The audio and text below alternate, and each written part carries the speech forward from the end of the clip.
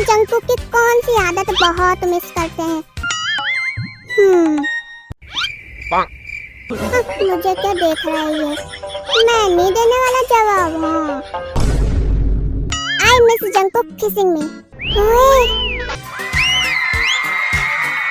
क्या तूने भी वही सुना जो मैंने सुना? तो क्या हो गया, सब शॉक क्यों हो गए? क्या मैंने सही सुना? अबे यार, कैसे समेटूं अब इसका फैलाया हुआ रायता? कितनी बार सिखा चुका हूँ इनको इंग्लिश, लेकिन नहीं करना इनको गड़बड़ी है। इसके कहने का मतलब था टीजिंग मी, परेशान करना। ओह अच्छा, टीजिंग मी कहना चाहते थे मिस्टर तायंग। हाँ वही टीजिंग मी। मुझे लगा मिस्टर